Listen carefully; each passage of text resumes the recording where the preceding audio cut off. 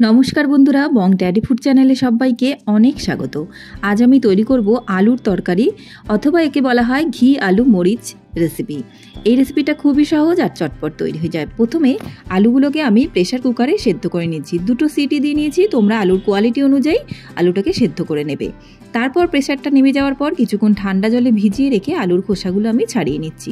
এই আলুটা কিন্তু খুব বেশি গলে গেলে রেসিপিটা ভালো হবে না, তাই খুব বুঝে আলুটাকে সেদ্ধ করে নিতে হবে। এরপরে আলুগুলোকে আমি ডুমো ডুমো করে কেটে নেব। লুচি পরোটার সঙ্গে খাওয়ার জন্য কিন্তু একদম পারফেক্ট রেসিপি এটা। উপোসের দিনে কিংবা চটজলদি বানানোর জন্য এই রেসিপিটা তোমরা ফলো করতেই পারো। ঠিক এইভাবেই আলুগুলোকে কেটে নিতে হবে।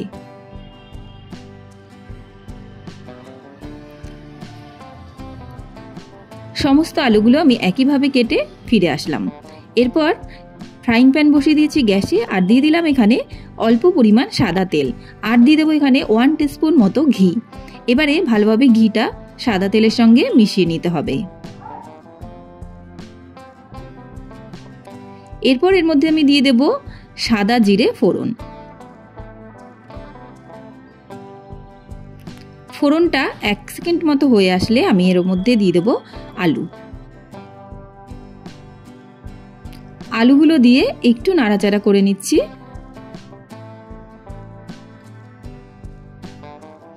এক সেকেন্ড মতো নাড়াচাড়া করে নিয়ে এর মধ্যে আমি একে একে দিয়ে দেব নুন স্বাদ মতো। তারপর সামান্য দিয়ে দিলাম এখানে চিনি, 2টো কাঁচা লঙ্কা দিয়ে দিচ্ছি, আর দিয়ে দিচ্ছি এখানে গোলমরিচের গুঁড়ো। এই গোলমরিচটা আমি গোটা কিনে নিয়ে এসে তারপর একটু শুকনো খোলায় টেলে নিয়ে তারপর হাফ ডাস্ট করে নিয়েছি। বাজারে কেনা যে মরিচের গুঁড়োটা পাওয়া যায় সেটা খুবই গুঁড়ো তৈরি হয়, সেটা কিন্তু এর মধ্যে দিলে ভালো লাগবে না, তাই বাড়িতেই তৈরি করার চেষ্টা করো। তারপর এখানে হাফ কাপ পরিমাণ দিয়ে দিলাম জল। জলটা দিয়ে ভালোভাবে মিশিয়ে নিয়ে আমি এটা কিছুক্ষণ ফুটাবো।